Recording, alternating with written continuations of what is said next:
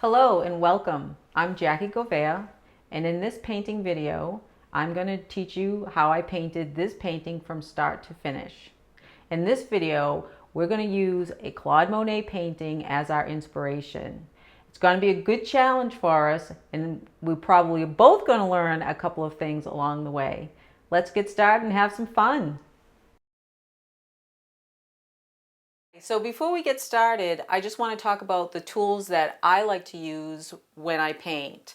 Obviously, I have my easel. I've had this easel for several years, and it's nice and sturdy. But when you get started, you can use anything. This happens to be a little bit more expensive easel, but you can buy things that are just tabletop if you're getting started. You can buy things right at Michael's that aren't that expensive.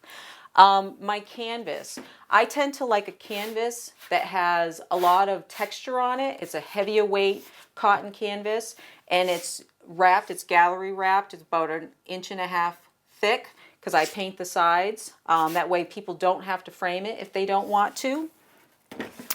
Because I use acrylics, I always have a spray bottle on hand.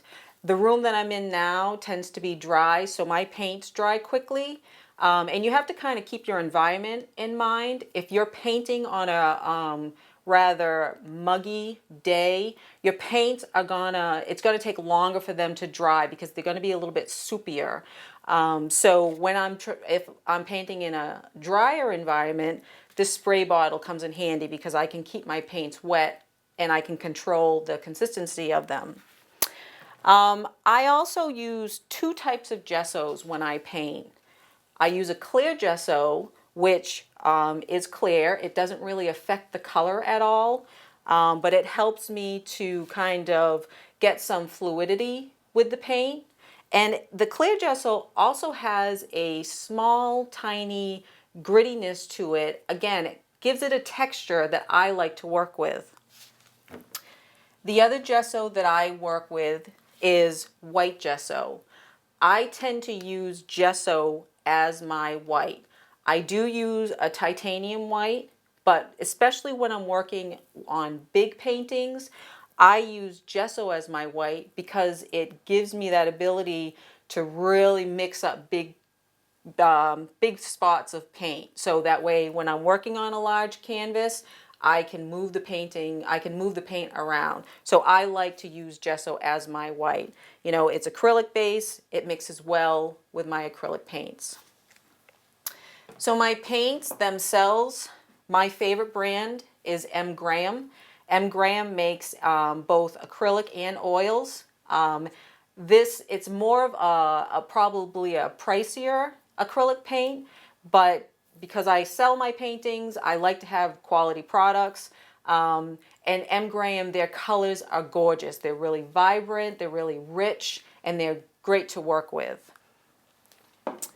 My palette, my palette is basically, I think it used to be in a picture frame at one point. It's just a piece of plexiglass. And I can clean it really easy. I spray it down, I can wash it off. I keep my palette nice and clean. And when you see how I mix paintings, I only mix one color at a time. I don't have a bunch of different colors. So I mix the color that I'm going to work with, I use it, and I clean my palette off. So I like to keep my palette nice and clean because it helps me keep my colors nice and fresh. I also use palette knives. So I use the palette knives to both mix paint and also apply paint on my canvas. And I'm going to show you that in the video later, how I actually apply some paint on my canvas with a palette knife. And then last but not least, my brushes. So I buy really cheap brushes. I know when you can go out and you can spend a ton of money on brushes. I used to do that, and it just didn't make sense for me anymore with the way I paint. So I buy these brushes at like a Lowe's or a Michael's. They're super cheap. They're like maybe $1. And I really work my brushes hard. As you can see, this little stubby brush used to look something like this. But I like using both of these brushes because this brush is really soft. It gives me one sort of technique that I like to use, the way I apply the paint. And this brush that's really gotten worn down and stubby helps me really kind of scrub in areas if I want to lighten things up, if I want to kind of pull some of the paint off. You know, I get to use these kinds of brushes. This will wear down to a point where I really can't use it anymore, so I throw it out. But again, I use really, really cheap brushes. So as I mentioned, for this video, we're going to actually use a Claude Monet painting as our inspiration. So this happens to be Poppy Field at, oh boy, Argential. I don't know if I'm saying that right. I'm sure I'm not. I'm sorry if I'm butchering it. But basically, I like this painting because it follows the simple compositions that I like to do. And we're going to build up the bottom part. The reds that we see here in the poppy fields, that's going to be more of like a splash of color. So the whole process is to kind of use this just as a guide. We're not going to try to put in all the details. That's not our intention. But we're going to use it as a guide. We got a really beautiful color palette that we can work with. And we're going to just keep it simple and just, you know, use it as a guide and use it as some inspiration to do our very own painting. Before we get started, let's talk about the paint colors that we're going to use in this painting. Now, this time around, I'm going to use more paintings, more colors than I typically use. I usually use in these videos a very minimal palette. But in this, I do want to kind of add some extra colors, but keep things simple. So let's talk about what we're going to use. So one of the colors that we're going to use in the sky area is Brilliant Blue. This is Liquitex Brilliant Blue. Some other brands call it Cerulean Blue. It's nice and earthy. We're also going to use some Cobalt Blue. We're going to use that with the Brilliant Blue just for that sky area. Just give it some variation in blues. Those are our cool colors. So for greens, I have sap green. As you noticed in the field, there's a lot of greens going on. So I have some sap green that we can mix with some yellow ochre and stuff. And I also have olive green. I'm pretty sure I'm going to use olive green. I'm going to have it on hand. As we move forward with the painting, I'll decide whether or not I do want to use it or not. Yellows. So I'm going to use some cadmium yellow deep and some yellow ochre.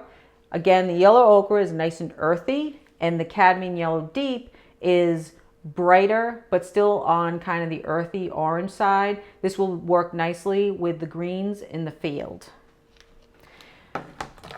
I have some Payne's Gray on hand. This Payne's Gray tends to be a little bit on the blue side, this version of it, this golden version of it. But again, I'm going to have it on hand. I think I'm going to use it in terms of trying to figure out how I want to execute this. Because, hey, I haven't done this. We're going to kind of do this all on the fly together. So I'm going to have this on hand. I think I'm going to need it. And then for a really warm color, I have Cadmium Red Light. Now, Claude Monet and a lot of the Impressionists, they use a lot of cadmium colors. I actually only have 2 cadmiums in this for this. I got the cadmium yellow deep and I got the cadmium red light. But this is going to be kind of what we use to represent and give the illusion of the poppy feel of the poppies. So this is our red. This is our warm color. All right, let's get started. So the first thing we want to do is we want to put some sort of underpainting on here. And I'm actually only going to put an underpainting on the bottom half of this. And I want to do a warm underpainting. So the field is going to be on the green side, but I want to kind of have some warm red, yellows under here. That's going to support that green because it's going to build on, the green will build on that, and having that red and yellow underneath it is going to help that green kind of be lively, okay? So the other thing too is I already know based on the photo that we're going to have the horizon line is basically going to be right in the center. The top half where we do the sky, I'm going to go straight on with the blues. I'm not going to do any sort of underpainting.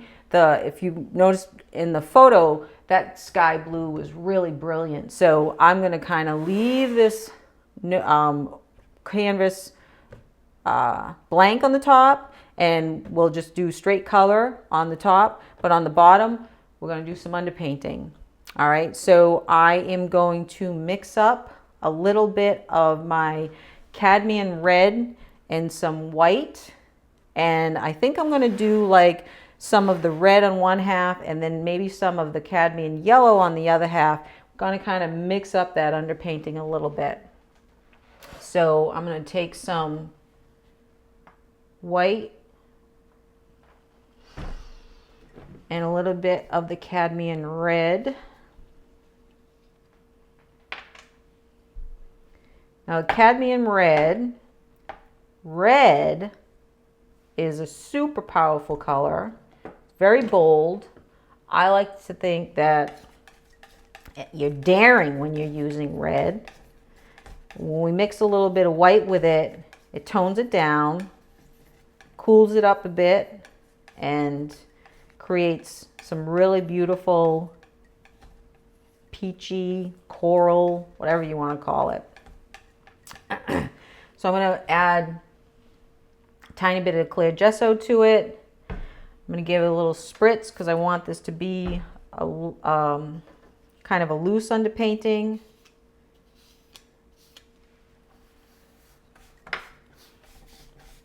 Loading up my brush.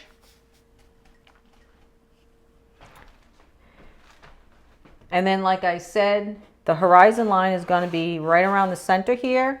So I'm just going to lay this on. And I'm not going to worry about covering the whole thing. I just want to get some areas where this red is.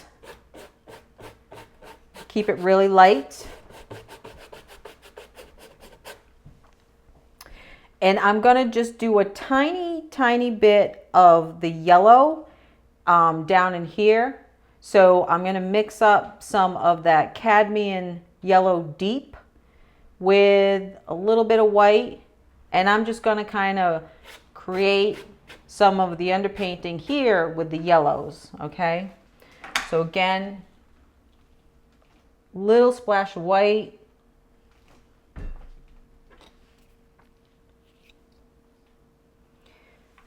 Little dab of cadmium yellow, deep.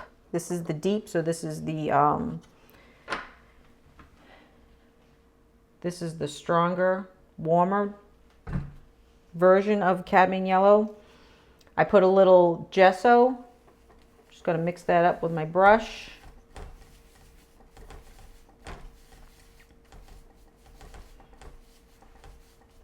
Get my brush nice and loaded.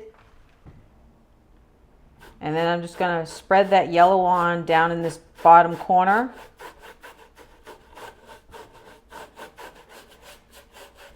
And down along the bottom.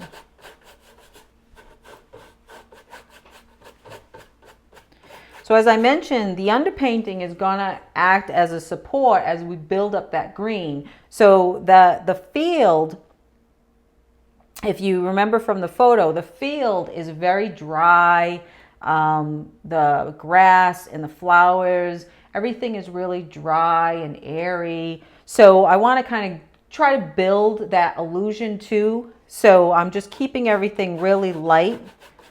And these colors underneath are going to kind of show through that green and help support that green instead of just going in with a flat green.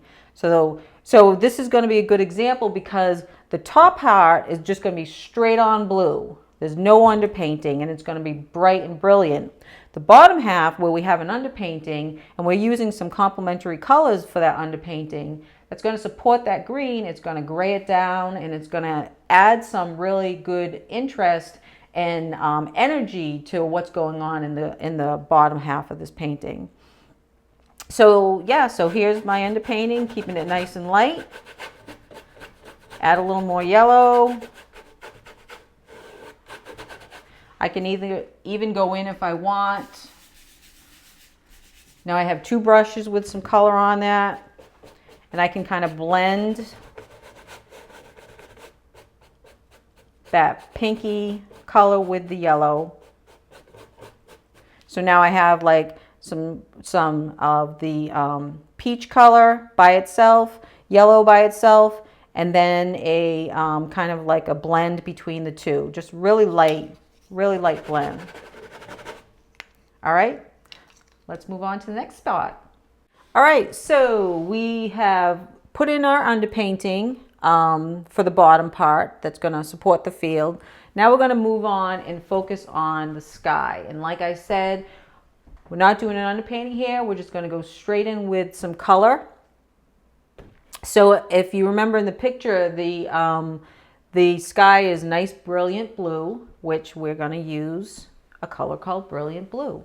And we're also going to mix in some of the cobalt blue. But the first thing I want to do is just do a mixture of some of the white and that brilliant blue, just to start getting this area covered up. So we're going to make a mixture,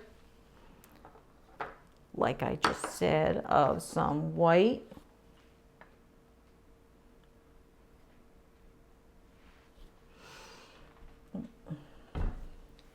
and some of the brilliant blue.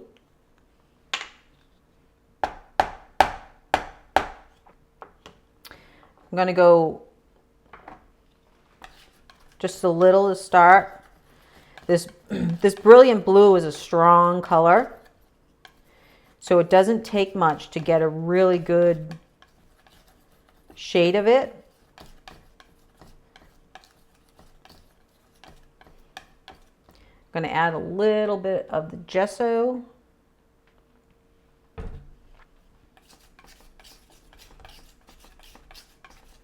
It's a little bit on the light side, so I'm just going to add a tiny bit more.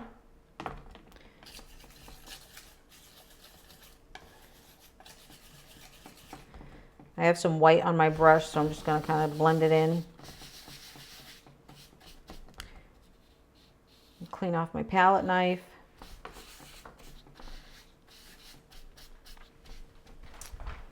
And I'm just going to start laying it in.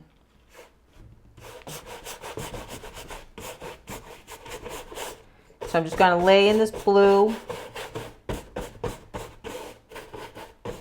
covering some areas, not others, because I don't want it to be just this flat blue. I want to mix it up. So I'm going to add, I'm going to darken the color that I have on my palette. I'm going to add a little bit more of this brilliant blue and a little bit more of the gesso.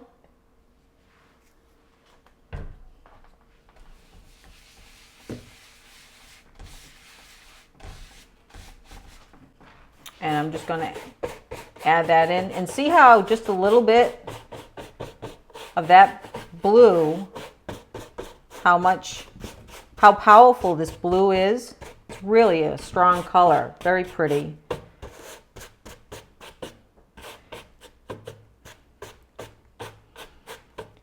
And then just to kind of change it up a little bit, I'm going to take that mixture that I have, I'm going to add a little bit of white, and I'm going to add some cobalt blue to it, just to give a little tiny bit of a variation in the blues. So a little bit more white.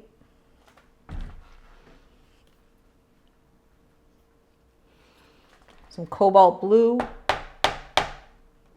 And I'm just going to use the same brush I've been using. Kind of mix it all together. Yeah, that's pretty. Very pretty. And then kind of in the center here, I'm just going to lay that in. So that kind of gives it a whole different level of coloring. But again, I'm not going to cover the entire area with this new blue. I'm just going to kind of lay it in different spots and let it all blend together. And as it dries, kind of darkens a little bit, it kind of blends together, and we'll be able to, once it dries, we'll be able to figure out what our next move is. So I'm just going to take a step back, take a look at where we're at, figure out what our next plan is. All right, so the next thing that we're going to work on, so we have the underpainting down below. We've put some color in to start up building up the sky. The next thing I want to do is I want to start kind of putting in some sort of illusion of that tree line on the horizon. So, and again, throughout the whole thing, we're just focusing on building up the layers. So I want to just kind of lightly put in my first layer of those trees. And I'm going to do something a little bit differently, because where this is, in my mind, going to be a little bit more abstract. It's not going to be, trees that we paint in like in the Monet painting. It's just going to be kind of the essence of a tree line. I'm going to do something a little bit different. So I'm going to take some of my olive green and I'm going to get it somewhat wet, and I'm just going to kind of squish in some shapes using that olive green with my palette knife. And then we'll have to take a break and let it dry, but that's just going to start creating the essence of that tree line. All right. So I'm just going to take some straight olive green, put it on my palette.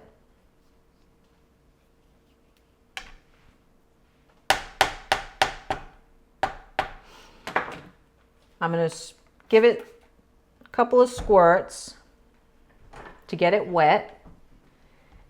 And I'm going to smush my palette knife into that green, right?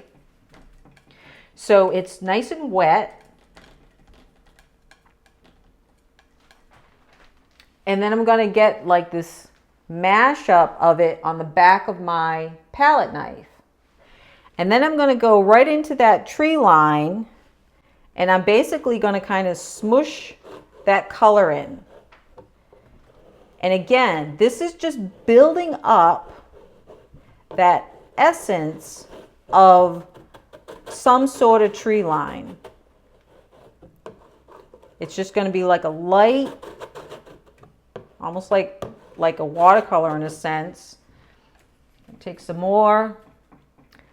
Do it on the other side, and I'm not going to go all the way across. I'm going to leave some opening.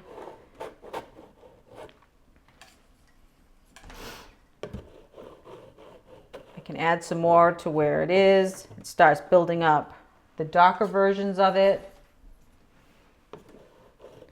So getting a little bit of pieces that are darker than other areas, which is nice. And I'm just smushing it in, letting the canvas pick it up.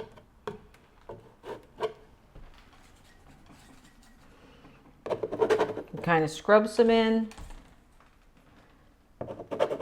Again, the whole technique is just to build up some sort of illusion or essence that we have some trees going on that horizon.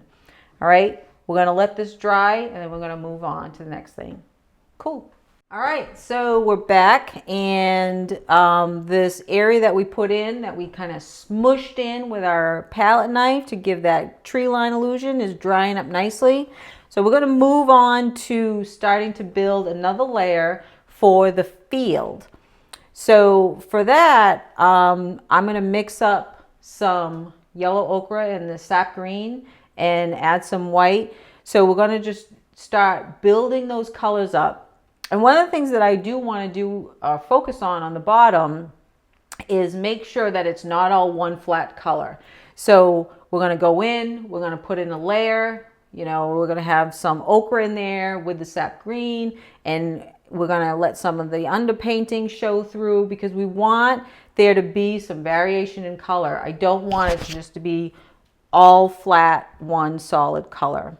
So let's mix up some paint. We're going to take some white gesso.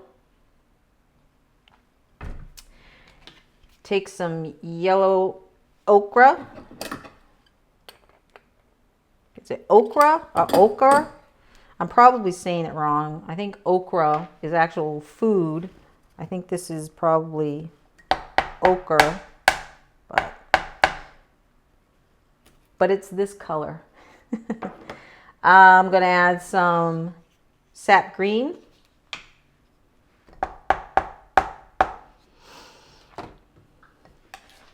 Let's mix that up, see what we get.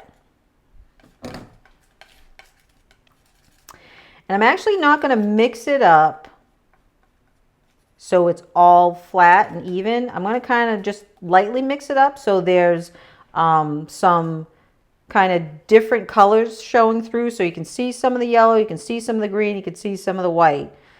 I'm going to leave it like that. Just a touch of the clear gesso. And I'm going to take a brush, wipe it off, my palette knife, dip it into my mixture,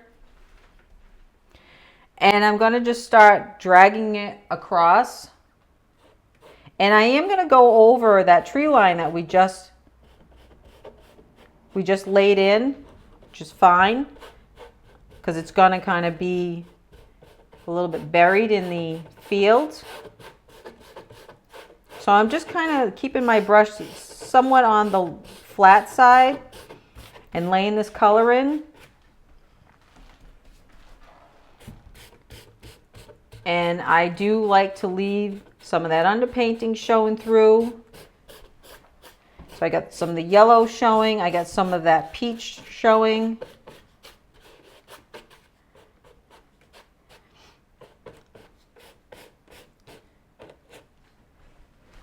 Keep going and kind of laying in this green mixture. Again, we're just building up the layers for this field.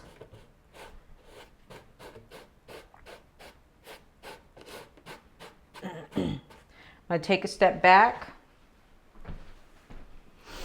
take a look at it, make some decisions. So I want to start building up down in the bottom area. I do want this to be a little bit darker, so I'm going to leave, I want the top to be lighter and the bottom to be darker. So with the mixture that's on my palette, I'm going to add some more sap green and just a little bit more of the yellow ochre. Mix that in.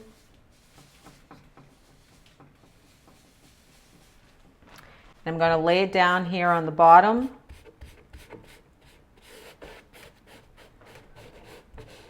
Just to start pulling in some darker values of that green.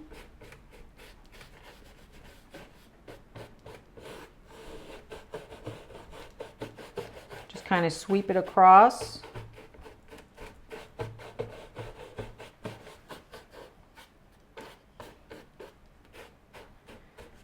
Grab a little bit more.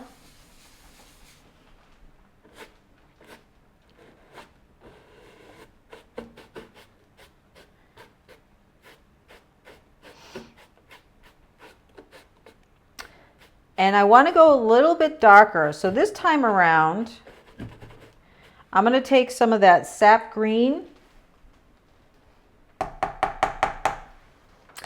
and I'm actually going to take some of the olive green. So the olive green is the really dark color, and the olive green is the green that we just used on that tree line. But I want to go a little darker here in the bottom. And the olive green is also more on the kind of like the browner side. So I just want to lay that in just to give it, just to kind of pull away from it being green and having it be a little bit more earthy. You know, I don't want it too pastel-y. And then, as you can see, I'm just kind of building up some darker areas. I'm not covering up the whole thing. I'm letting some of the lights show through.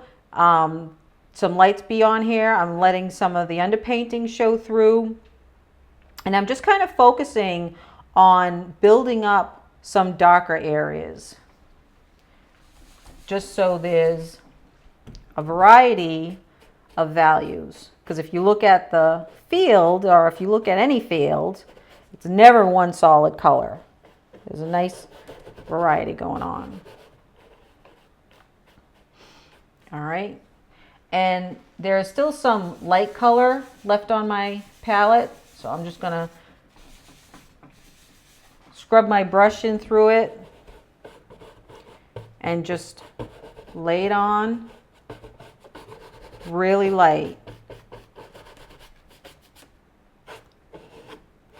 Okay, and we're just going to take a look back, step back and take a look.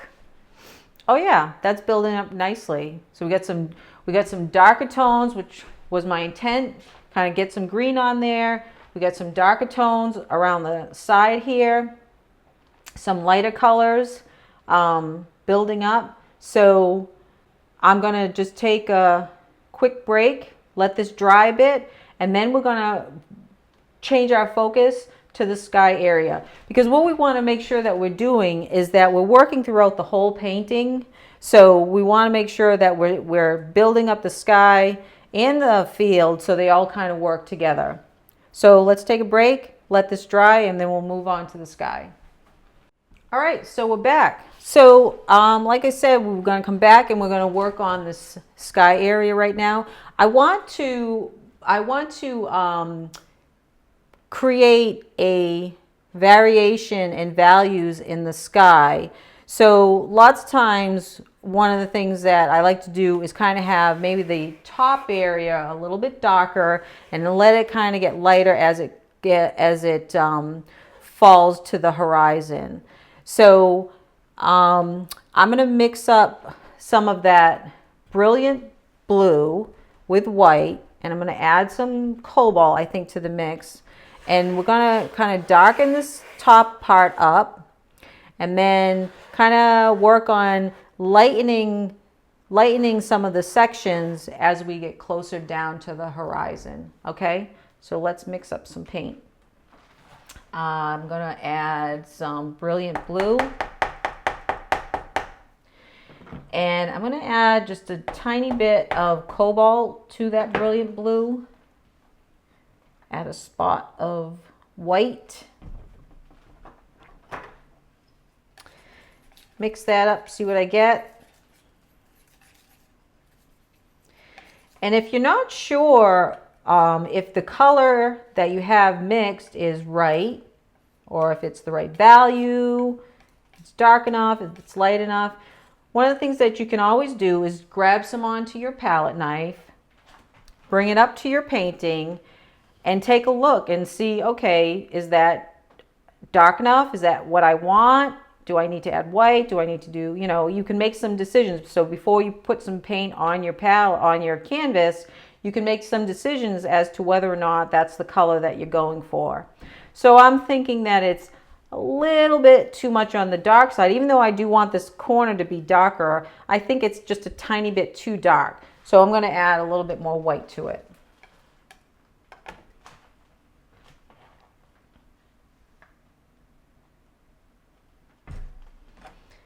Mix that up.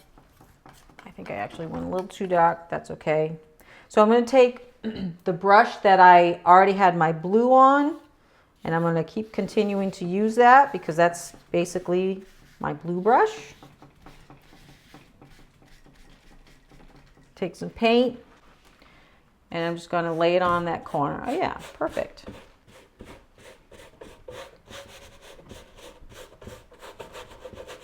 So it's nice darker color that I'm adding up there. It's very subtle. And so now I'm going to start focusing on kind of lightening up as we go from left to the right. All right, so I'm going to leave this darker color kind of floating on the top. And now I'm going to keep lightening up. So I'm going to light up my mixture and kind of bring the lighter color from the left over to the right. All right, so I still have some white on here. I'm just going to kind of pull that in, get it on my brush, and then I'm just gonna drag it on. I can already tell I actually need some more white on there. That's all right. Yeah. So I'm gonna add a little bit more white. As I mentioned, this brilliant blue is very strong color. It doesn't take much to get a good solid blue going with it, but you just have to get familiar with how it works so you understand how it's going to react and what it's going to do when you put it on the canvas. So I'm going to take, oh yeah, so now I get some nice lighter color, and I'm just going to drag it in through the center here, bringing it over to the right hand side. And again, I don't care if I cover up some of the tree line that we created. That's fine, because that's just the first layer of that. So I am good with that.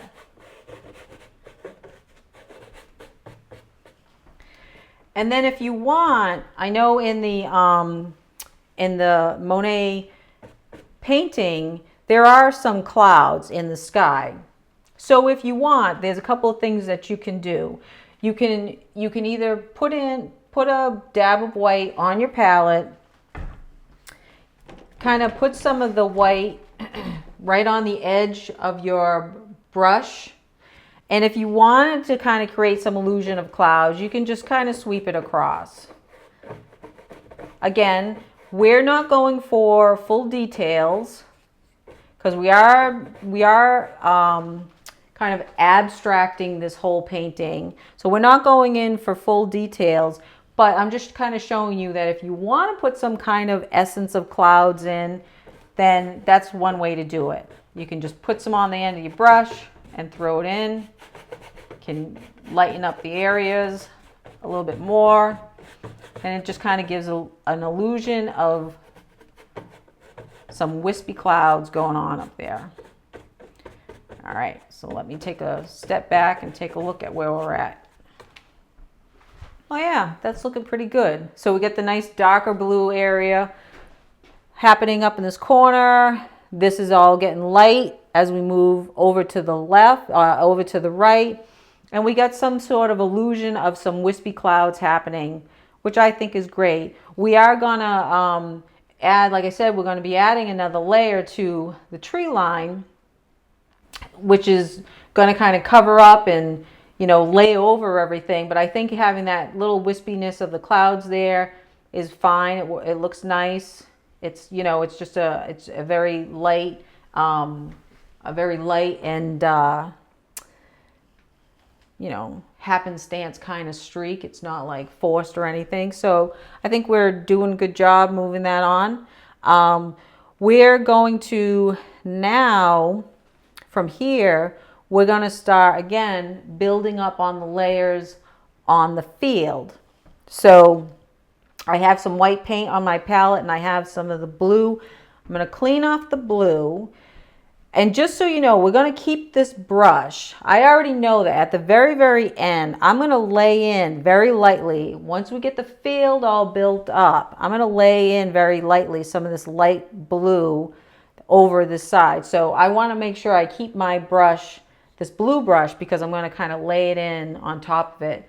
We might go a little bit lighter.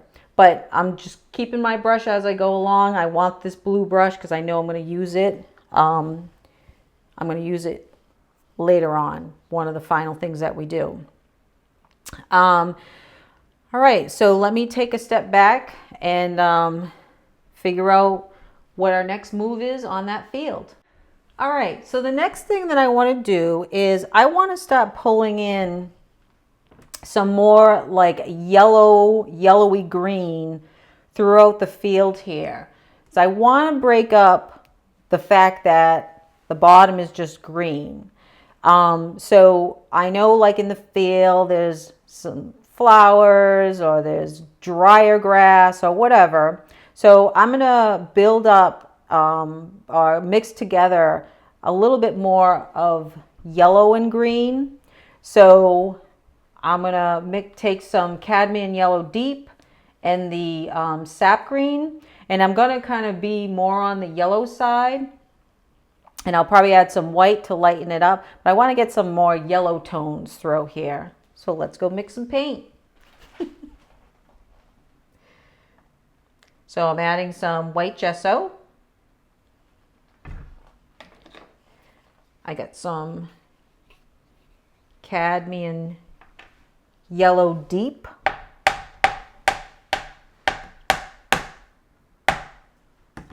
And I'm just going to put a tiny bit of the sap green because I want this to be more on the yellow side.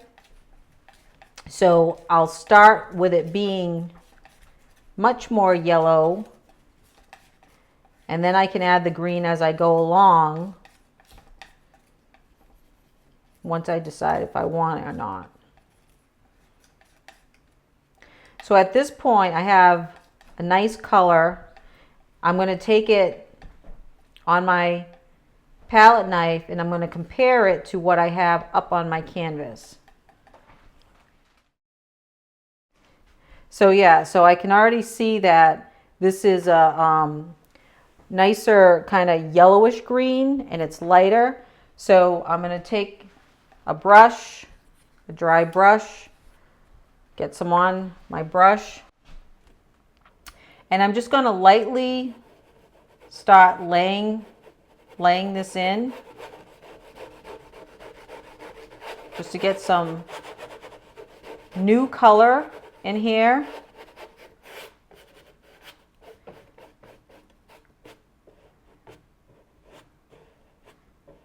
Let it kind of sit up on that horizon line.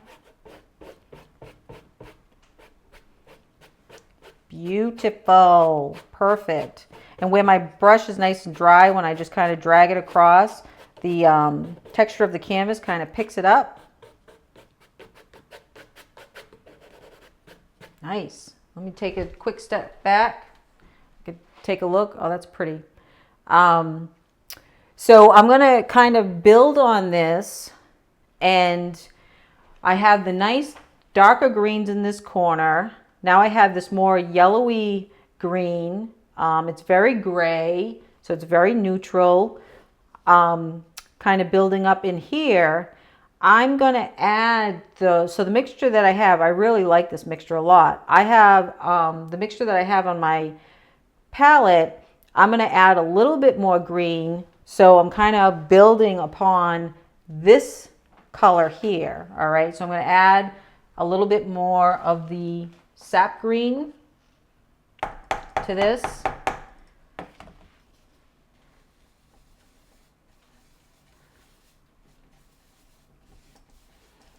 Because I just want to, again, my focus is to get some variety of greens going on down in the bottom here, because I don't want it just to be one flat note. So I'm just going to lay some of the new mixture in, softening up some of the edges.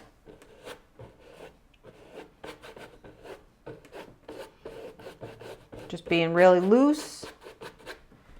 Take some more color, kind of lay it on.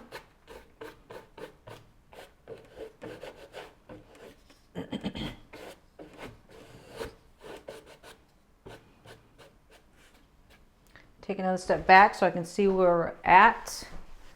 Oh yeah, nice. Let's see. I think I'm going to go a little bit more with the dark green just to get one more shade deeper. Because I do really like this value. And we're building up the value just by adding more of the darker green. So I add more darker green, and I'm just continuing to use the same brush and just lay that on. So I'm building up the layers.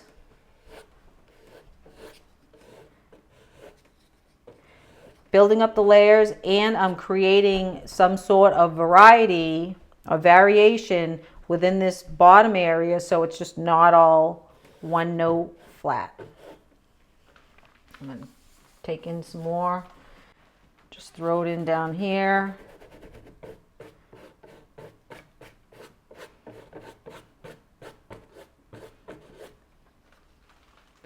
I'm actually going to take my palette knife, and I'm going to take some of this paint, get some of this paint flat on the back side of my palette knife, and I'm just going to kind of lay it on, because that's going to give me even some more texture, and it's going to give me some more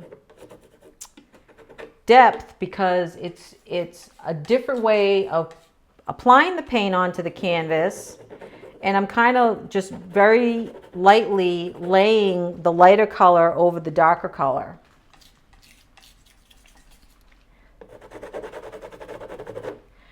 And I'm actually going to take one small little bead of it. I got a tiny little bead of it right on the edge of my palette knife.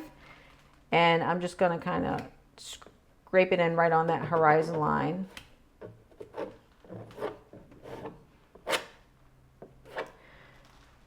All right, so we just kind of built up again. We just did another layer, build up that bottom part of the painting, the field, because we want to have some nice varieties going. So now we got some lighter greens, a little bit more yellowy greens. We're gonna let this dry and figure out what our next move is.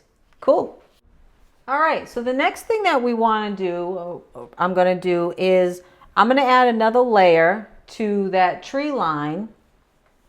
And so the last time when we did that, I put some olive green on my palette, squirted it, really mushed my palette knife in, mushed it in on the canvas. This time around, I'm going to draw directly from my olive green tube right onto the canvas. I'm going to get some solid paint on there, and then I'm going to mush it in, because what I want is I want to get some darker areas that are laying over some of the lighter areas. So the first time we added some water to it, and it kind of made it a little bit more transparent. This time I want to get some really darks and mush that in, and then that's going to create some really dark areas that are laying over the transparent areas.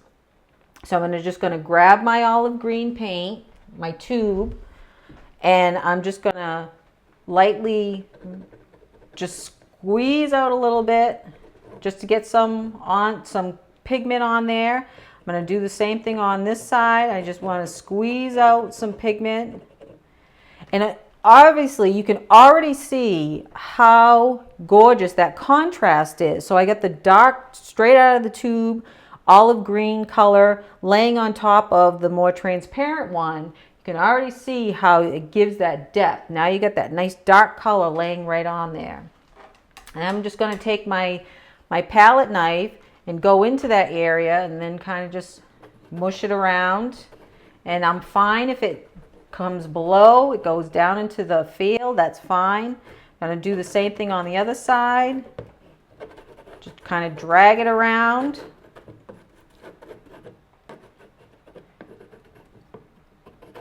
For this side over here, I'm just going to actually squirt my palette knife a little just to get some wetness on there. And then that's going to help me be able to move that a little bit. It's going to make it a little bit transparent like the other layer. That's fine. Add some on this side.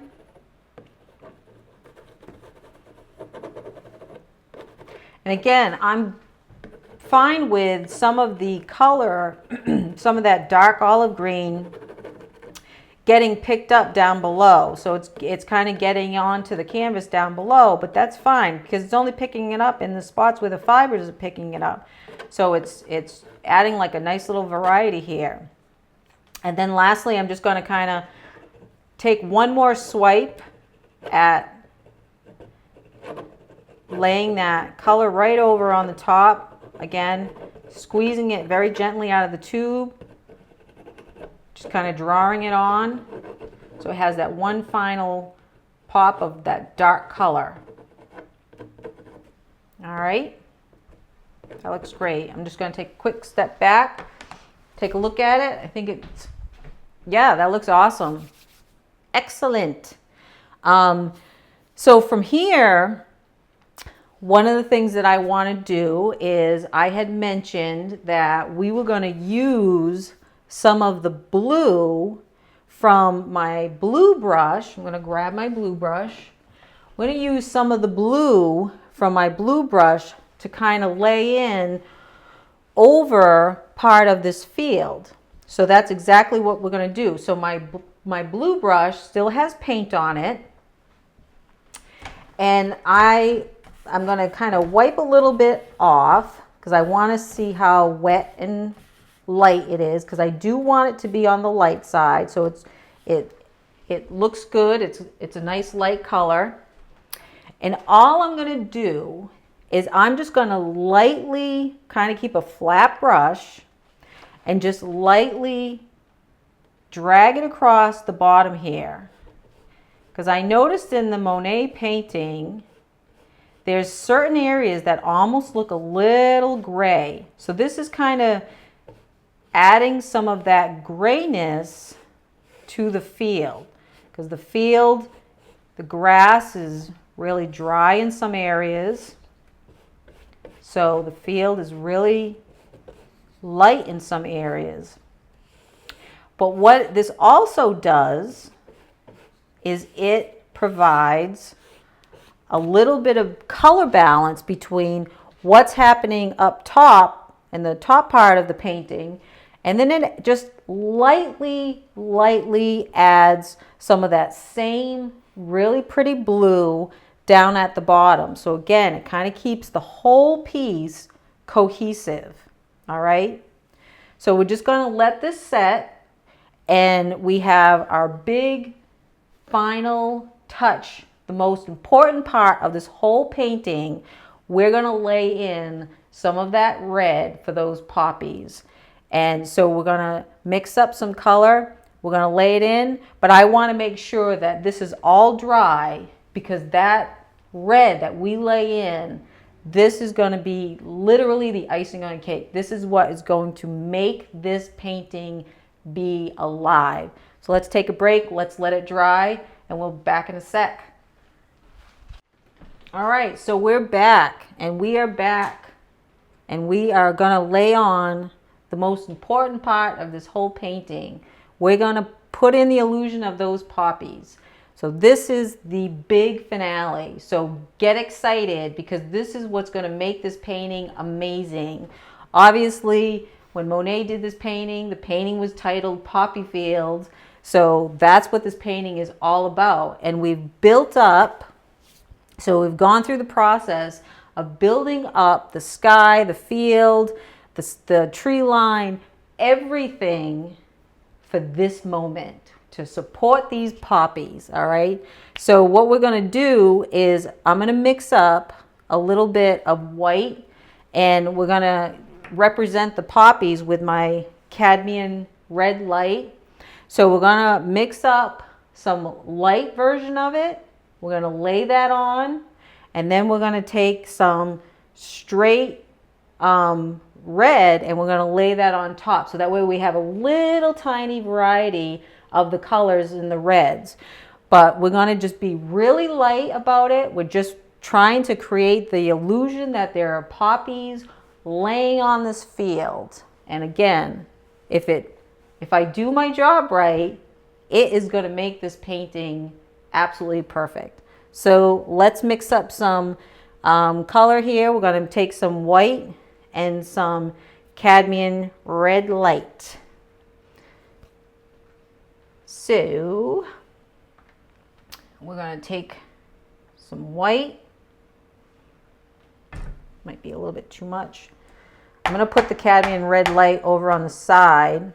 I don't want to mix it right into the white yet because I want to kind of control how much that red becomes more of a pink. I just want it, I want it to be very subtle. So I'm just going to add a little bit of white as I go, just to start whitening that red. Oh, that's pretty. All right. So I'm building this up, making this exciting, and I hope it works. It will work. All right, so I have a nice color here, lighter red. I am going to take, I have a nice dry, kind of dryish brush. So I'm actually just going to put paint on one side of this brush because I don't even really need it on both sides. Actually, I can use the back side. Oh yeah, that's a good idea. I'll use the back side for the red. But I'm just going to take some of the lighter red. I have it on just one side of my brush, right? Nice and dry. I'm going to keep it flat, and I'm just going to kind of lay it right across this field. So I'm just going to drag it across, and nothing happened. I'm going to drag it across. And there's just, right now there's not enough paint on here to make anything spectacular happen. So I got to go back in. I need a little bit more white. It's just too dark. It's not showing up on the green. So I've added a little bit more white. I'm going to do the same thing. I'm just going to drag it across. And still, oh, here it comes. So I just want to kind of, like I said, create the illusion. It's super subtle. The illusion of these poppies. All right. I'm going to go back in. I'm going to add some more white. Because what I want to do, what my intention here is I want to have some of the light pink laying on there first, and then some of the straight red on top of it. All right, so now I've really lightened it up, and I'm going to lay it, there we go, and I'm going to just lay it across. I'm going to kind of bring it through the center, bring it a little bit down on the bottom here, putting it in some areas. And again, this canvas has a nice texture to it. So the fibers of the canvas are just kind of picking up that color in certain spots. And then the green is showing through in the spots that it doesn't pick it up. All right, so I've laid down, I'm just going to do another little sweep of the light.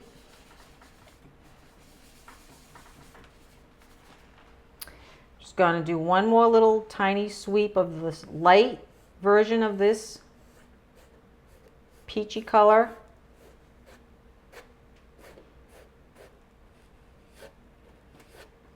And now I'm going to go on I'm going to use the other side of my brush, and I'm going to grab some of the direct red. So the full-on red. And I'm going to do the same thing. I'm just going to kind of lightly drag it across. And it, again, it is super, super subtle.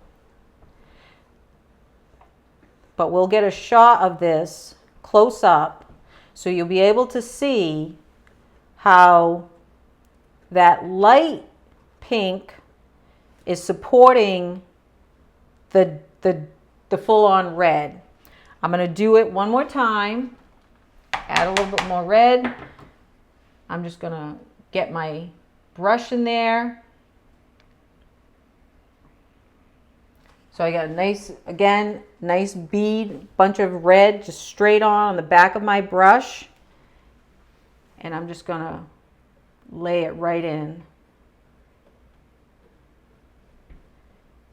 And it just is going to sit on top of everything else. Oh, I think it looks great.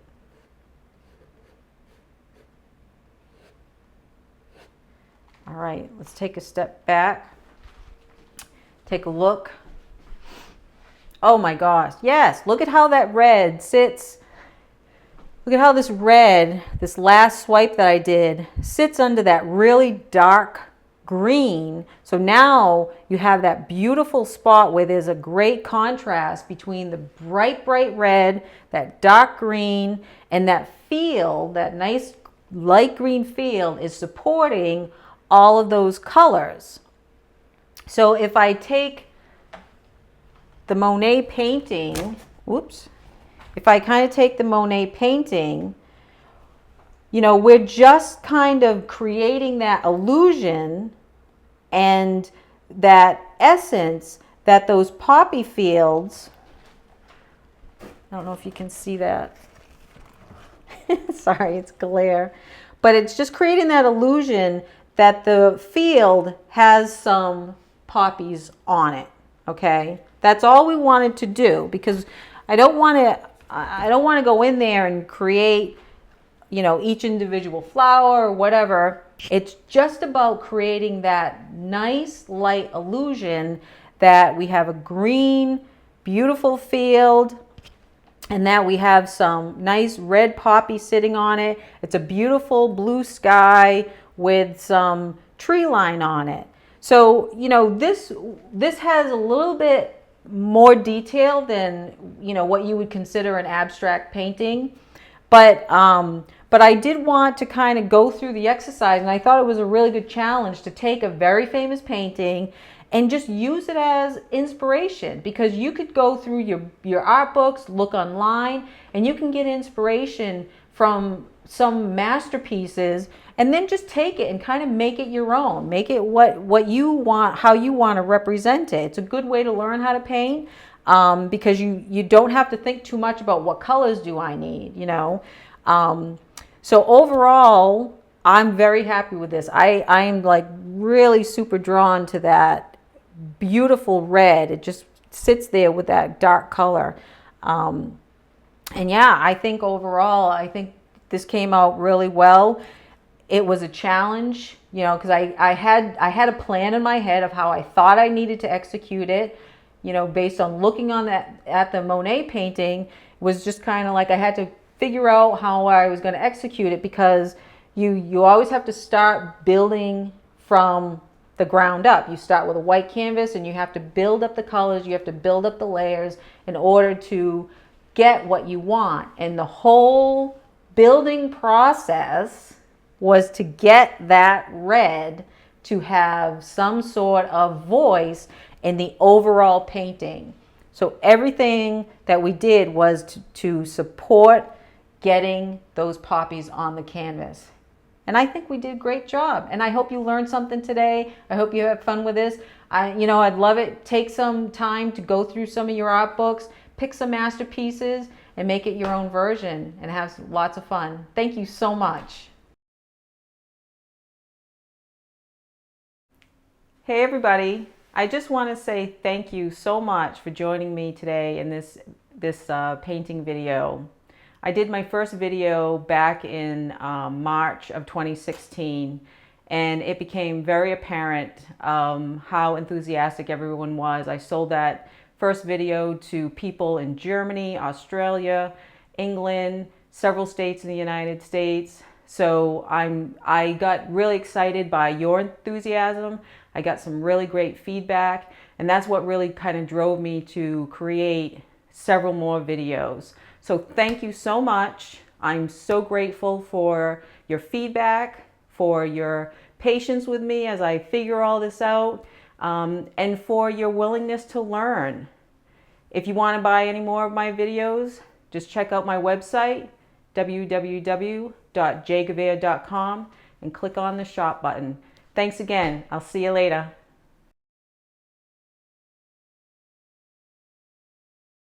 Just a couple of final comments on how I finish my paintings. I do a light spray. Once the painting is dry, I do a light spray. I use this Grumbacher. I'm not even sure if that's how you pronounce it, but let's go with it. And it's just a matte final varnish. So it helps protect the colors. It helps protect it from dust. I just do, like I said, it's just a light spray that I coat the whole painting with. A couple of other things. Because I always use gallery wrapped canvas, I always paint the sides a solid color, which is really nice because this gets the buyer so they don't have to frame it if they don't want to. A lot of my paintings that are hanging around the house are finished off like this. I also wire the back, and I tend to go like about a quarter of the way down from the top. And then I usually sign my name, put my name on the back, the year that I completed the painting, and the title of the painting. And that's it. That's how I finish off my painting. Thanks.